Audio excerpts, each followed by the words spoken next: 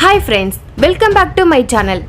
போன பார்ட்ல பார்வதி தேவி தன் பிள்ளையை இழந்த கோபத்தில் மும்மூர்த்திகளிடமே சூலத்தை எடுத்து ஆக்ரோஷமாய் நீட்ட மும்மூர்த்திகளே மிரண்டு போய் நிற்கிறார்கள். அதன் பிறகு என்ன நடக்கிறது என்று பார்ப்போம்.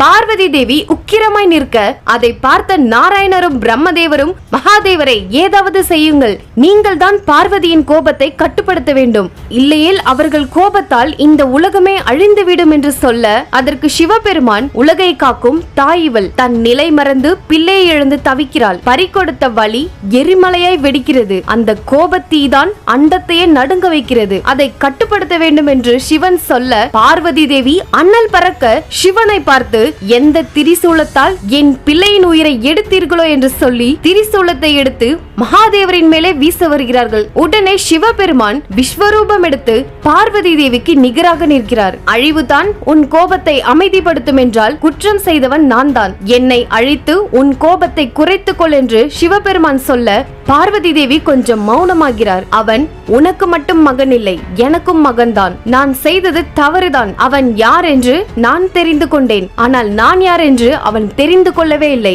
வந்தது அவன் தந்தை என்பதையும் தெரிந்து கொள்ளவில்லை, மூவுலகில் இருக்கும் அனைத்து உயிரினங்களுக்கும் யாம் ஒருவரே தந்தையாவேன் எடுத்து சொல்லி அவனுக்கு புரிய வைக்கவும் எனக்கு வாய்ப்பு தரவே இல்லை என்று சிவபெருமான் மிகவும் பக்குவமாக அன்னை பார்வதி தேவியிடம் சொல்லி புரிய வைக்கிறார். பார்வதி தேவியின் கோபம் சற்று தணிந்து சிவபெருமான் சொல்வதை அமைதியாக கேட்கிறார். அழகிய மகனை அடைந்த நீ அவனுக்கு தேவையான பண்புகளை கற்றுக் கொடுக்கவில்லை, அதனால்தான் அவன் அகந்தையால் ஆடினான், அந்த அகந்தையை அழிக்க வேண்டியது என் கடமையானது. அன்று பிரம்மதேவரின் அகந்தையும் தக்ஷனின் அகந்தையும் எப்படி அழித்தேனோ அதே போல்தான் இன்று என் பிள்ளையின் அகந்தையை அழிக்க வேண்டிய நிலைமை வந்தது என்று சிவன் சொல்ல, உடனே பார்வதி தேவி, சுவாமி, அவன் பிரம்மதேவரோ மகாராஜா தக்ஷனோ கிடையாது, முழுமையாக விவரம் அறியாத சிறு பாலகன் அவன், அவன் அம்மாவின் கட்டளையே அவனை அப்படி செய்ய வைத்துள்ளது, இதற்காகவா இப்படி செய்துள்ளீர்கள், இதை நியாயப்படுத்தினாலும் அதை என்னால் ஏற்றுக்கொள்ள முடியாது, தாங்கள் தானே அனைவருக்கும் தந்தை என்று கூறினீர்கள், அது சத்திய வார்த்தை என்றால் என் மகனை மீண்டும் உயிர் பெற செய்யுங்கள், அவன் மீண்டும் உயிருடன் வர வேண்டும், அது முடியாதென்றால் இந்த உலகத்தையே இருந்த இடம் தெரியாமல் அழித்து விடுவேன் என்று சொல்லி பார்வதி தேவி மீண்டும் உக்கிரமாகி அனைவரையும் விழுங்க ஆரம்பித்து விட்டார்கள். அங்கு இந்திரதேவர் ஓடி வந்து, பிரபு, அன்னையிடமிருந்து உங்களால் தான் எங்களை காப்பாற்ற முடியும், ஏதாவது செய்யுங்கள் என்று பதட்டமாக சொல்கிறார் இந்திரதேவர். அப்பொழுது சிவபெருமான், உன் விருப்பத்தை நிறைவேற்றுவேன், உன் பிள்ளை உன்னிடம் திரும்ப வருவான் என்று சிவன் சொல்ல, எரிமலையை வெடித்த பார்வதி தேவியின் கோபம் அப்படியே சாந்தமாகிறது. உன் கோபத்தை குறைத்துக்கொள், நடந்தவற்றிற்கு உன் பிள்ளையின் மீது நீ வைத்திருந்த அன்புதான் காரணம், அதுவும் வைகுண்டவாசனிடம் வரமாய் பெற்ற பிள்ளை வந்தே தீருவான் என்று சிவன் சொல்ல, அனைத்து தேவிகளும் சாந்தமாகி அன்னை பார்வதி தேவியும் சாந்தமாகி அன்னை விழுங்கிய தேவர்கள் அனைவரும் மீண்டும் உயிருடன் வந்து அனைவரும் பழைய நிலைமைக்கு திரும்புகிறார்கள். அப்பொழுதுதான் இந்திரதேவர் பெருமூச்சு விடுகிறார். பார்வதி தேவி விநாயகர் உடல் முன் அமர்ந்து, தயவு செய்து என் பிள்ளையை எனக்கு தாருங்கள், கொடுத்த வாக்கை நிறைவேற்றுங்கள் என்று கையெடுத்து சிவபெருமானிடம் கேட்க, திடீரென்று அந்த இடத்தில் காசியப்ப முனிவர் தோன்றுகிறார். தாயே, நடந்த அனைத்திற்கும் எம்பெருமான் அல்ல, நான் ஒருவனே காரணம் என்று சொல்கிறார். பார்வதி தேவிக்கு ஒன்றும் புரியவில்லை. என்ன சொல்கிறீர்கள், இதற்கும் உங்களுக்கும் என்ன சம்பந்தம் என்று கேட்க, சம்பந்தம் உள்ளது தாயே, நான் கொடுத்த சாபமே இதற்கு மூல காரணம் என்று காசியப்ப முனிவர் நடந்தவற்றை கூறுகிறார்.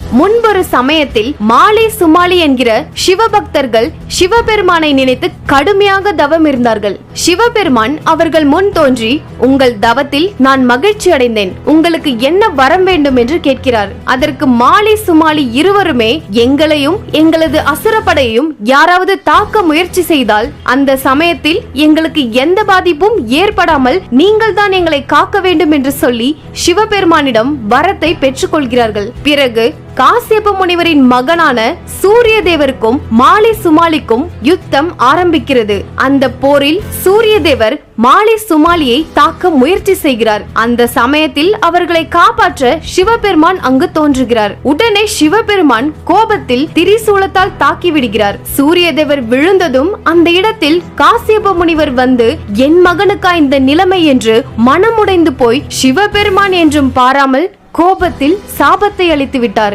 எந்த திரிசூலத்தால் என் மகனை அழித்தீர்களோ அதே திரிசூலத்தால் உங்கள் மகனையும் நீங்கள் இழந்து நான் படும் அதே துன்பத்தை நீங்களும் அனுபவிப்பீர்கள் என்று சாபத்தை அளித்து விட்டார். பிறகுதான் தெரிந்தது அவருடைய மகன் சூரியதேவர் இறக்கவில்லை. அதை அறியாமல் நான் சாபம் அளித்து விட்டேன் என்று காசியப முனிவர் சொல்கிறார். அன்று நான் அறியாமல் செய்த தவறை நீங்கள் தான் மன்னித்தருள வேண்டும். நீங்கள் நினைத்தால் இந்த பிள்ளையை உயிர் பெற செய்ய முடியும் என்று காசியப முனிவர் சொல்லி அங்கிருந்து சென்று விடுகிறார். அப்பொழுது சிவபெருமான் உங்கள் அனைவரின் எண்ணங்களும் நிச்சயம் நிறைவேறும் என்று சொல்லி தேவர்களிடம் திரும்பி நீங்கள் ஒன்று செய்ய வேண்டும். என் மகனின் சடலத்தை கைலாய நீரில் சுத்தம் செய்து அதோ அந்த குகையில் வைத்து விடுங்கள் என்று சிவபெருமான் சொல்ல தேவர்கள் அனைவருமே வந்து விநாயகரின் சடலத்தை தூக்கி செல்கிறார்கள். அன்னை பார்வதி தேவி குழப்பமாகவே அனைவரையும் பார்க்கிறார்கள். குழப்பம் கொள்ளாதே, தலை இல்லாமல் அவனை உயிர் பெற செய்ய முடியாது. அறுப்பட்ட இடத்தில் வேறு ஒரு தலையை வைத்துதான் உயிர் கொடுக்க முடியும் என்று சிவன் சொல்ல பார்வதி தேவியின் முகம் மாறுகிறது.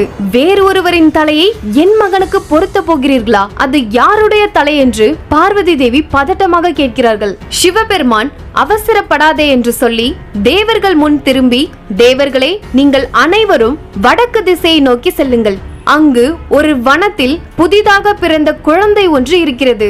பார்வதி எப்படி தன் பிள்ளையை இழந்து தவிக்கிறாளோ அதே போல்தான் தன் தாயை இழந்து ஒரு குழந்தை உயிர் பிரியும் நிலையில் இருக்கின்றது.